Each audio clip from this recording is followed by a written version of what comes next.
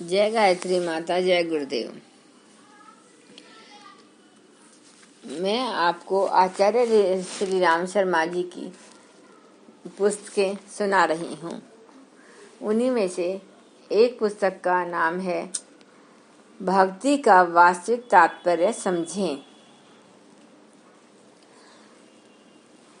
पंडित आचार्य श्री राम शर्मा जी को ही गुरुदेव जी के नाम से जाना जाता है। गुरुदेव जी का जन्म 20 सितंबर 1911 को उत्तर प्रदेश में आगरा के आमलखेड़ा गांव में हुआ था। इनके पिता का नाम रूप किशोर शर्मा जी है। माँ का नाम दान कुंवारी था। पत्नी का नाम भगवती देवी शर्मा था। गुरुदेव जी ने शांति कुंज की स्थापना की है। ये शांति कुंज हरिद्वार में है। यहाँ पर गायत्री माता स्थापित हैं। सप्तऋषियों का आश्रम है। हवन कराया जाता है। पूजा पाठ होती है। सारे संस्कार होते हैं जिसमें कोई भी शुल्क नहीं लिया जाता। खाने पीने की फ्री व्यवस्था है। बहुत ही अच्छा व्यवस्था बना रखी है जो सराहनीय है। जो व्यक्ति शांति कुंज नहीं गए हैं उनसे मेरा अनुरोध है वो एक बार अवश्य वहाँ होकर आएं। शांति कुंज के स्थापक गुरुदेव जी की ही पुस्तक है जो मैं आपको सुना रही हूँ। इसका पिछले वाला भाग मैं आपको सुना चुकी हूँ। ये नेक्स्ट है। गुरुदेव जी लिखते हैं कि मित्रों, जरासंध एवं कंस ने कृष्ण भगवान को पराया माना था। इस कारण उसे उनसे राग द्वेष था। अपने होते हुए भी वे पराये लगते थे। फिर आनंद एवं प्यार कहाँ से उभरता? आनंद एवं प्यार की एक ही चीज का नाम है। अगर आपको आनंद पाना है तो प्यार का मादा बढ़ाना पड़ेगा। यह दिखाना नहीं पड़ता वरन अंदर से उपजता है और बिना प्रतिदान की इच्छा के अपना सब कुछ औरों पर उड़ेल देता है। उदाहरण के लिए, अगर आपने अपने शरीर से जरा भी प्यार किया है तो जब उसमें जरा सी भी गड़बड़ी हो जाती है तो आप उसको ठीक करते हैं, दवा खाते हैं, संवारते हैं, बाल बनाते हैं। इसका कारण यह है कि हम अपने शरीर को अपना मानते हैं। अपनेपन का मादा जहाँ कहीं भी होता है वहाँ आनंद एवं प्यार बरसता रहता है। गेंद जब दीवार पर फेंकी जाती है तो वह लौटकर आपके पास आ जाती है। गुंबज में जो आवाज लगाई जाती है वैसी ही आवाज लौटकर प्रतिध्वनि के रूप में हमें पुनः सुनाई देती है, अर्थात वह वापस आ जाती है। मित्रों, ठीक उसी प्रकार जब हम किसी को प्यार करते हैं, मोहब्बत करते हैं तो वह भी उसी आवाज की तरह हमारे पास वापस आ जाती है। कहने का मतलब यह है कि हम जिसे प्यार करते हैं वह भी हमें प्यार करता है। इस संसार में अगर आप लोगों को राग द्वेष के रूप में देखेंगे तो सारे संसार में आपको राग द्वेष ही मिलेगा।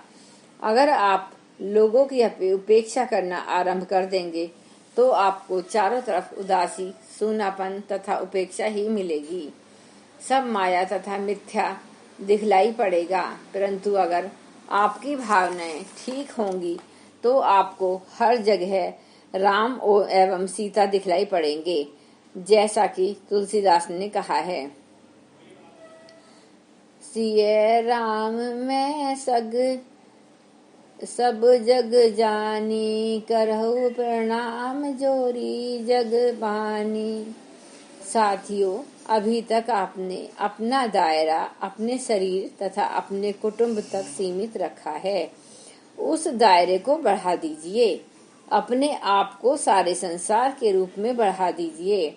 स्वामी राम तीर्थ अपने आप को राम बादशाह कहा करते थे। किसका बादशाह हूँ? बादलों का, आकाश का बादशाह हूँ। यह कहा करते थे। आप गंगा जी का पानी निहारना चाहें, सड़क पर चलना चाहें, बादलों को निहारना चाहें, तो आपको कौन रोक सकता है? आप किसी के काम आए, किसी से मीठे वचन बोलें, चिड़ियों को दाना डाल दें, तो आपको कौन रोक सकता है? यह सत्य है कि अगर किसी के घर में घुसे या किसी का सामान आदि चुरा लें, तो आपको कोई रोक भी सकता है, कानून के हवाले कर सकता है। परंतु आप अगर अच्छा काम करेंगे तो आपको कौन रोक सकता है? आप जिससे भी मोहब्बत करेंगे उसके लिए हमेशा सेवा के लिए तैयार रहेंगे। मित्रों, प्यार का वास्तविक स्वरूप सेवा में ही दिखलाई पड़ता है। इसके द्वारा ही प्यार में निखार आता है।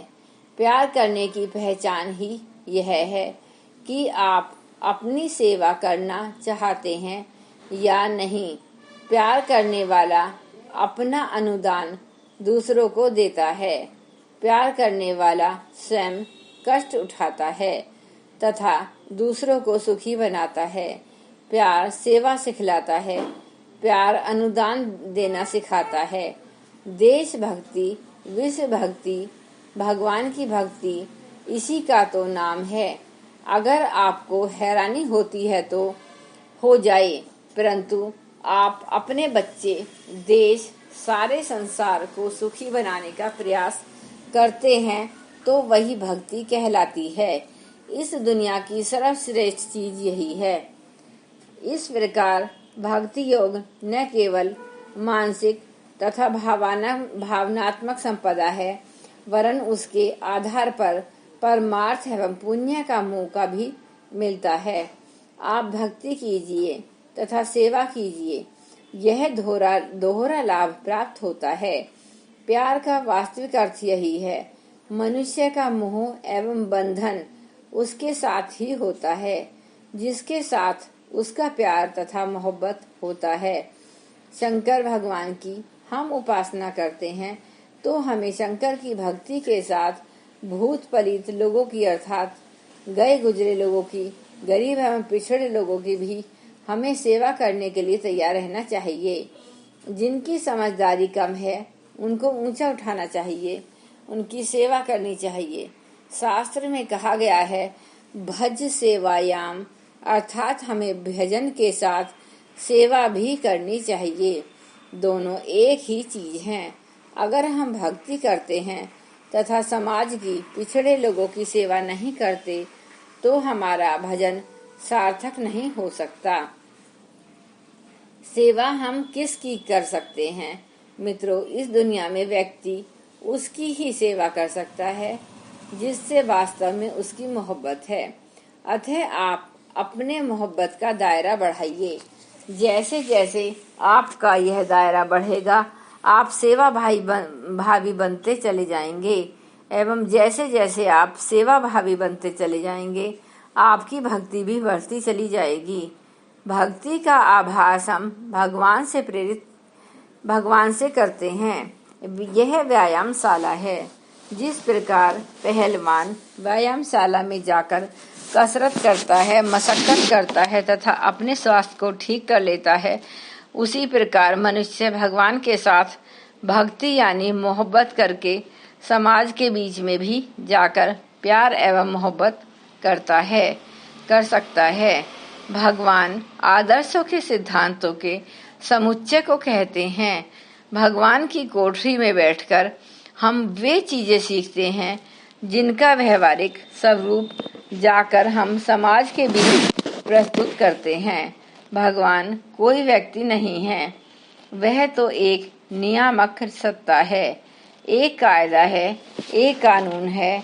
भगवान तो सेवा का नाम है। आप उसे मिठाई क्या खिलाएंगे, मुकुट क्या पहनाएंगे, यह आपकी भूल है। इसे सुधारना आवश्यक है।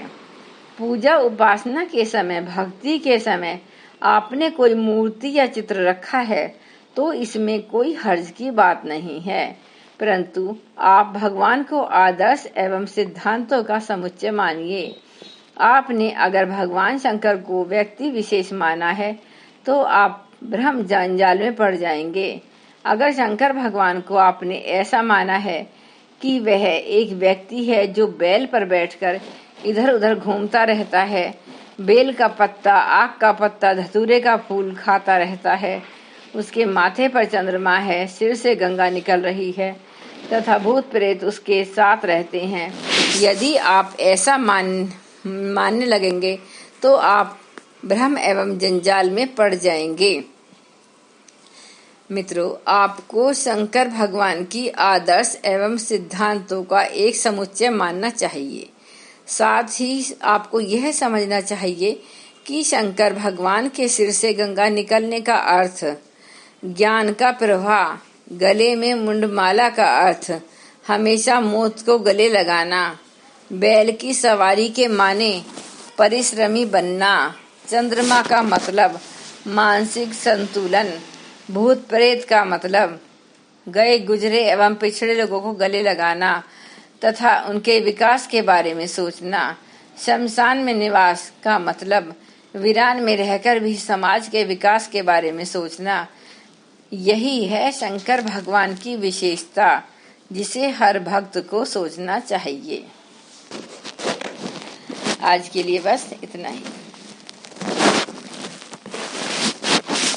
ये पंडित श्री राम शर्मा आचार्य जी की पुस्तक है जो मैं आपको सुना रही हूँ।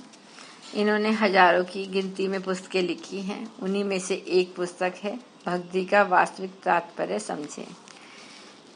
मेरा सभी श्रोताओं से अनुरोध है कि खुद भी सुने तथा जन जन को सुनने के लिए प्रेरित करें।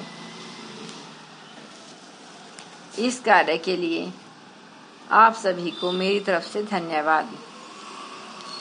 एक बार गायत्री मंत्र का उच्चारण करते हैं।